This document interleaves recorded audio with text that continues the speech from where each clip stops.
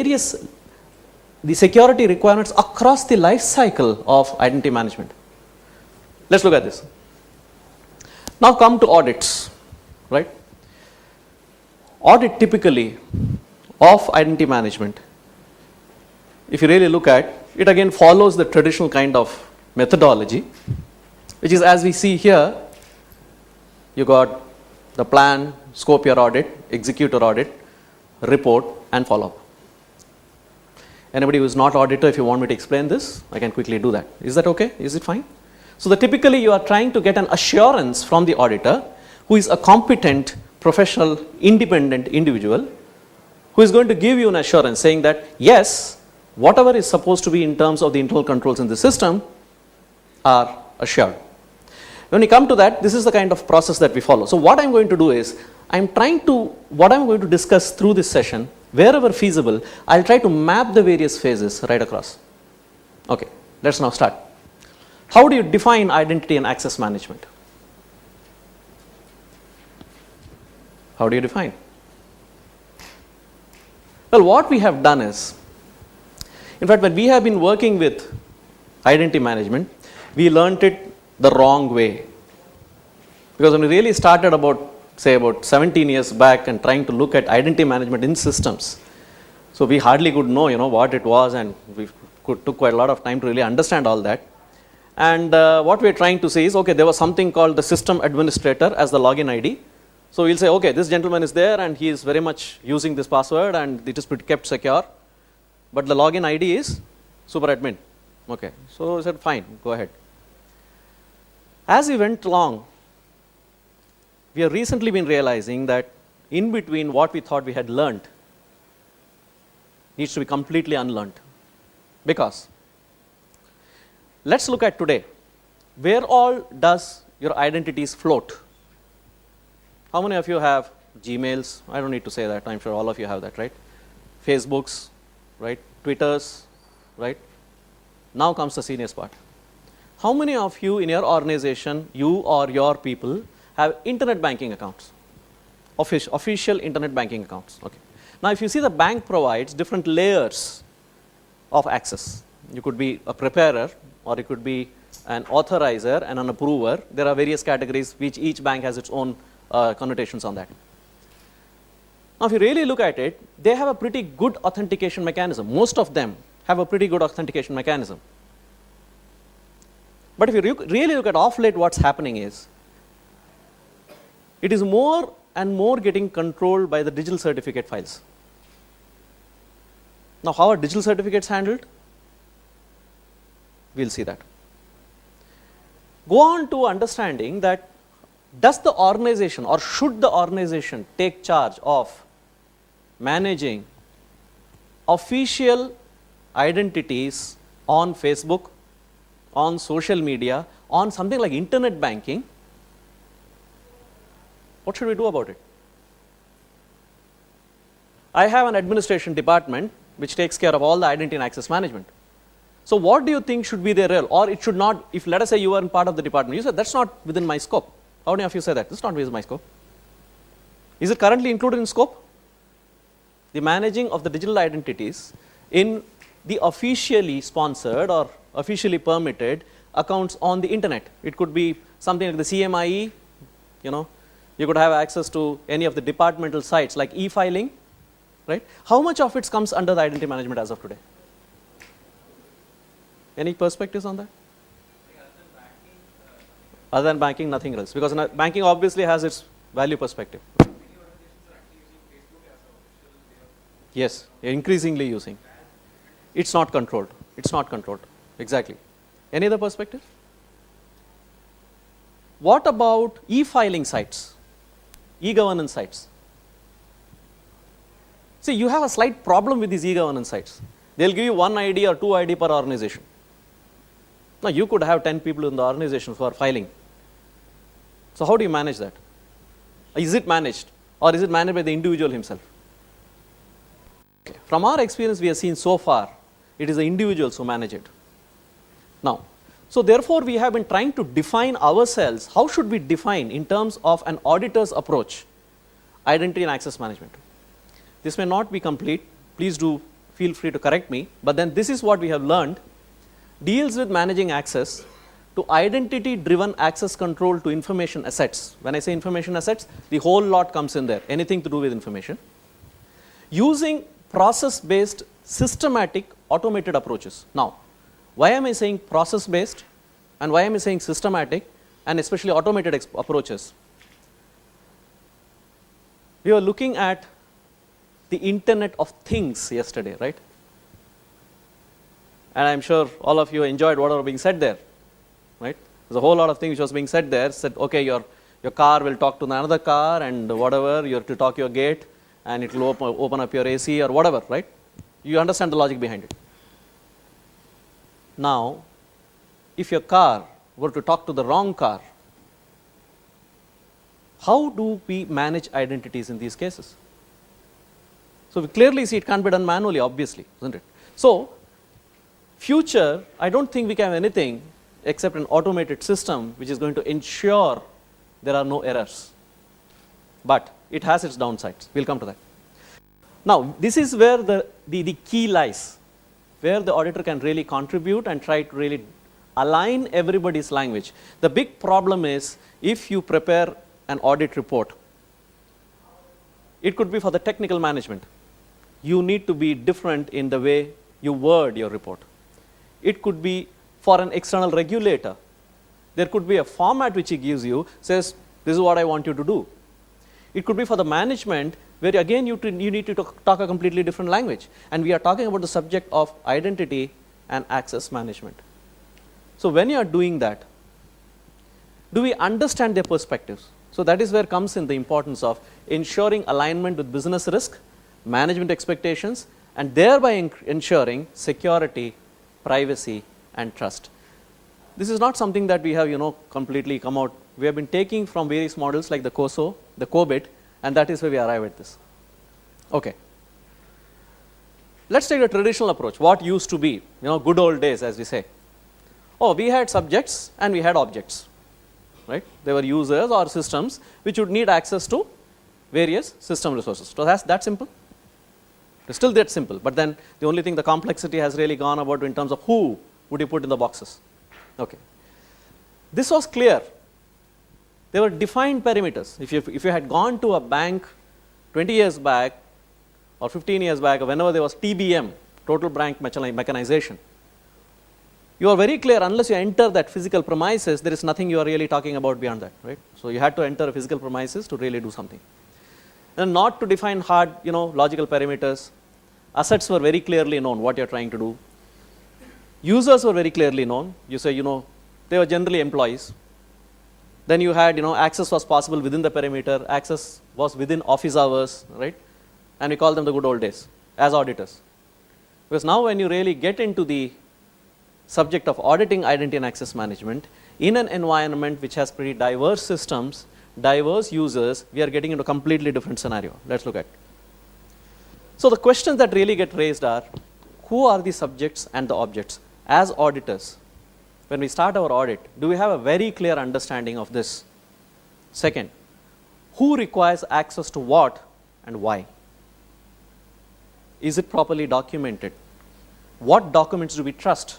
Or what is our approach to understanding this? 3, are they who they claim to be? This is kind of getting resolved to a great extent through various authentication mechanisms, right? So you got quite a lot of reasonably foolproof technologies which are there to ensure this, but of course there is always a fine line on that. The big question is, are they entitled to it? This is where the entire problem starts coming in. Are they really entitled to what they are trying to do? Now, when we really look at this, what is a base document that we generally refer in identity audits? A policy document maybe, right? Or maybe a criteria document, right? What else? Any perspectives? What documents would you see to understand what should be permitted? Job descriptions, okay. Very good point. We'll come to that. Delegation of authority matrix. Role matrix. Now, do you have a role matrix that maps across applications with the various capabilities of the applications to the JD or your DOA or whatever? Do we have such a document? We don't. And is it easy to build? Well, it may be pretty complex, because by the time you started building and completed it, the vendor has always released a next patch. Right. So this again is a burning question, because ultimately if you really see, the whole thing about permitting somebody to do something actually lies with whether it's entitled to do or not. And that's exactly where we still have a problem. Okay. And do we know that they are not exceeding their terms? Now you go out and see that somebody has been permitted access to previous year financial records. What is the obvious answer you will get? Oh, it's required for audit purposes, right? Or it's required for immediate reference purposes. And the audit could have been over almost 6 to 7 months ago. They still not removed that access. Now, when we really go about doing our audits, the focus generally is on who should not be there. That is, in terms of the IDs which do not relate to that system. For example, if you find a payroll guy who is suddenly having an access to a research and development system, you certainly are worried. I mean, what is this guy doing here? That is pretty clear. But you are looking at an accounts guy having access to an account system, but in terms of the module also it's fine, because he is having access to a particular module of the ERP or the application system. But to the rights in the menu options, to the various objects, how is it determined? Who determines it? Generally, what do we do? There is an access control form which is signed by the business owner, and you say, okay, if this guy should be knowing what this guy should be doing, isn't it? So if he has approved it, it's fine. So our audit ends at demanding, show me those access forms. Have you got those things right? Is it properly approved as per whatever have the escalation matrix? And we are done with that. Am I right? Generally it goes like that. So let's keep that question alive. So when we start really looking at it, we are looking at identification as a key attribute to audit, authentication as another attribute to audit, authorization, and if you can call it accounting of whatever has happened. Now let us come to what I call as the XE challenge. XE is nothing but extended enterprise. Today, if you really start drawing the subjects and the objects, and you start simply linking up subject-object relationships, how many would you get? Many to many, time variant, purpose variant, right? And you have very fuzzy objects which are coming onto place. Because as he rightly said, you have the organization launching up a Facebook page. You give it to either a marketing department, or sometimes it is to an outsourced agency. He is operating your Facebook account. We had a case. One of our clients, they had given it like this, and somebody posted a not so acceptable message on the Facebook page. So the immediate question came up was, how did this get there? Obviously. So what's the next question? Who posted it there? Who permitted to be posted there? Right? So what are the answers there? Well, it's all outsourced, and we don't really deal with that, but then we'll make sure who's done it. So where does it point to now? The loose SLAs. The SLA, first of all, could not have been determined that it needs to put in identity and access management as a clause there, because generally what do you say? You shall comply with my security policy. That's at most the best clause that you can have. Now the guy doesn't know what's a security policy, because that's confidential, you don't share it with him. And then you give him an acceptable use policy. You say, okay, this is what I can share with you, but make sure I don't want anything, And when you start really going through this loop, you start finding out you can't hold him responsible, because he needs access to creating these new entities, and it has not gone through your process. The risks and the rewards were never analyzed. So we are in a kind of a situation of knowing, okay, how do we get about this? Okay. So what we are looking at is, a company is not today just made up of employees, as was the good old case, but you have Well, of course, board members, executive directors, business partners, suppliers, and customers. With due respects to most of the board members and executive directors, it's the Institute of Internal Auditors, one of the verse which they always say, the tone at the top matters. And generally the violation starts there. If you see if an organization violating, the first question will be, oh, if you can give him, why not me? What's the problem? So the demonstrative leadership lacks in most of the organizations. But there are organizations which have set example by leadership. You see, G is one. And the way that they set this example is, I do it and therefore you need to do it. And we do it because this is why we need to do it. So the communication on the very policy aspect is so clearly communicated to the understanding of the various sets of stakeholders. So when you're addressing the various set of stakeholders, you don't address them as, okay, hey organization, I'm the CEO, this is out. No. There is the corporate communication cell comes into play to try to tell them why we need to do that and what is the value perspective, how does it align with our ERM strategy. So that having come in, you have the next set of people who are the partners, the suppliers, the customers. EDI, what was earlier EDI, now of course is a transformed web-enabled EDI. And if you really see the amount of interaction that systems really talking to each other has been quite well sorted out, especially in regular transactional stuff like placing orders or supplying stuff or raising invoices, etc., etc. And there you are actually allowing somebody who is outside your organization to either have an identity in my organization systems or you have an ID in their organization systems. What is the ultimate idea? You are creating a conduit. You are creating an authorized conduit through which information can pass. So what is the process that really underlies this? So the extended enterprise can only be successful if all the component groups and individuals have the information they need. That's something basic. See, always enabling and restricting are two sides of the same coin. If you don't enable, obviously your business won't run. But if you don't restrict, well, your business may be carried away by somebody.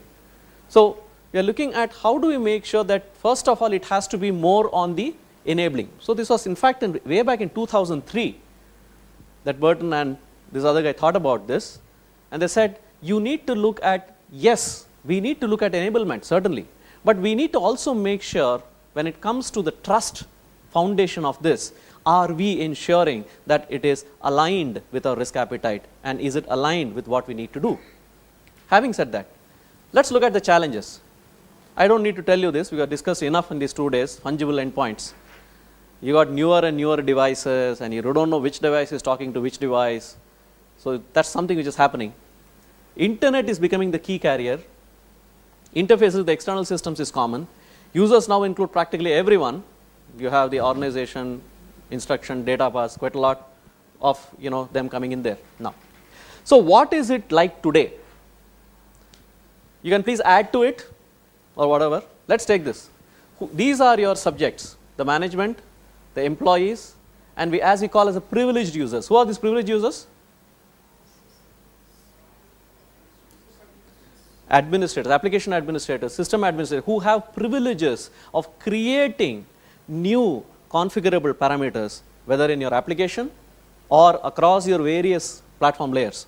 So you're looking at privileged users, a very sensitive lot, and then you have the vendors and contractors. You got your partners, business partners, your outsourced employee, your outsourced guys, your various business partners. In fact, if you see in manufacturing enterprises, today they don't exchange diagrams, with the old kind of, having those big blueprints. It's exchanged over emails or in fact through EDIs. And when that is done, how much are we really looking at what they can do, what we can do? Customers, auditors of course, and we have the regulator in. Have I left out somebody?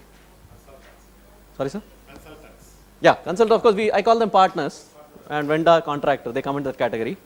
I left out somebody?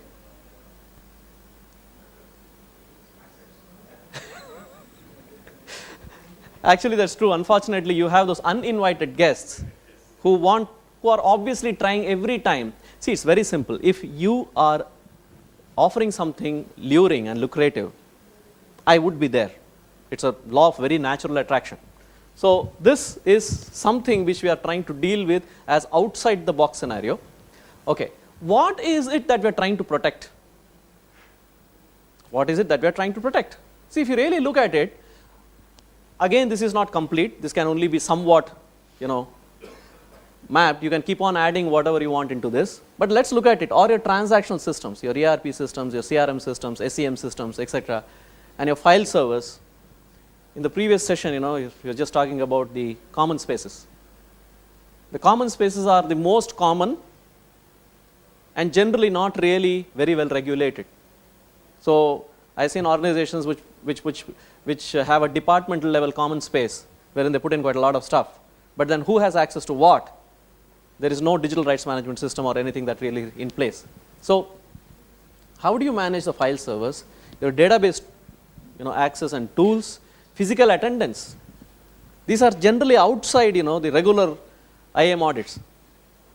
How much do you really look at the physical attendance system? Because the console, I'm just saying physical attendance is one part of the system. There could be quite a lot of such systems, right? So how do we integrate all that into the understanding of this? And various devices, access consoles which are generally not part of the system. You take a firewall keyboard, put it on this thing, start accessing, do something, pull it out, put it back. So you are looking at several systems. Then of course you have internet facing systems, your messaging applications, your intranet, your mobile and VoIP applications. So now comes the big job of mix and match. And when we start there, the first thing obviously is, if I need to access, I should have. But the problem we'll start really looking at is, how do you determine this need? The only loose structure that we have today is, I can look up an JD. I may not even understand many parts of the JD there. But the most important problem that I'll face is, how do I map to a requirement of job to the various application systems, the various office automation systems, the various access rights to the perimeters, etc. How do you map this? Then look at those which are outside but becoming extremely important. You got payment systems. Because today, your vendor payments or your customer payments or whatever, whole lot of things are going there, right? Then you have your customer systems. You log on to the customer. If you want to really go and bid for something or whatever, he says, gives you a login, go log in there, do whatever, right? Then service provider systems. So on the other side, the service provider again gives you access to monitor things or download reports, upload reports, etc., etc. Then regulatory filings, e-governance systems like the direct taxes, the indirect taxes, the customs, all of them come in there. Then you have the paid and subscribed sites. It could be the various sites like your Capital Line or various subscription sites, could be even ISACA site, right? Organization level. So you're looking at paid sites which are organization sponsored, and then organization sponsored social media. And you can keep on adding to this. So the problem is, they need access to all this because their role demands it. The problem is, how do I ensure identity and access management that is right, balanced in terms of value and risk? So what we did earlier, we clearly know it doesn't work today, isn't it? You can't have the same techniques. You can have the same founding principles, fine. You can't work with the same techniques. And if you really see what's the problem with this, how it really impacts.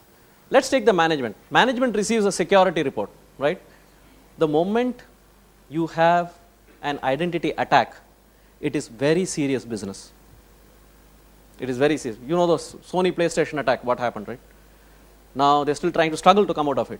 So if you really look at it, the management is not really getting what it requires, because they get either no assurance or an assurance which they don't know whether to really assure or not. Because the big question comes is, okay, after audits we are having this. So what are these auditors doing? So that's the question that comes up. Then external auditors. if you are looking at a financial, simple internal controls over financial reporting, if you take how much of it, in your guess, IT controls form part of the total internal controls, how much do you think? Can you guess a number? 20%, 30%, 40%. What I'm saying is, you got IT controls, application controls, IT general controls, various types of controls. To the larger total set of the internal controls in an enterprise, how much of them do you think they will be relevant? 60%? Any other guesses? 30%? Well, it's close to 80%. Why? Let's take this. The entire financial reporting system and your MIS system, where does it come out of? You don't have anything that's now outside IT. You hardly, if an organization is that, I mean, they are not really in a competitive business, right? Let's take this. How do these controls really get driven? You have application level access controls, application level integrity controls that are actually driving these controls. Now, let's say you got a perfect application control system. What do they depend upon? The infrastructure controls. Now, an operating system attack is one. What is the first and the most, we had the traditional operating system attacks. Get admin, you remember? Anybody? Get admin? Get admin attacks. Get admin was the most common. If you really see, it was very popular with the pre-Windows 2007 versions. The idea was to escalate your privileges to become an admin, right? So, external auditors are really asking this question because the first basic question is, my entire authority structure is now driven by the ERP or through whatever systems you are having. All my financial statements come out of your, either maybe worst come worst, your Excel sheets or some application. All my transactional systems are talking to each other within organization, outside organization, through various operational systems. So I have nothing in my financials that really comes out anywhere outside this. And if you really see my concerns as an external auditor when I'm signing on the dotted line, there is a huge risk that I face. So they are asking questions about how much is it really getting covered. Internal audit, how does it happen? Generally, if you see internal audit departments, I've seen only few, about 20% of the internal audit departments who have enabled themselves or added capability in terms of doing aligned audits on IT for achieving their operational internal audit purposes. I am not talking about IT audits here. I am talking about somebody doing a simple operational audit and how that should be done.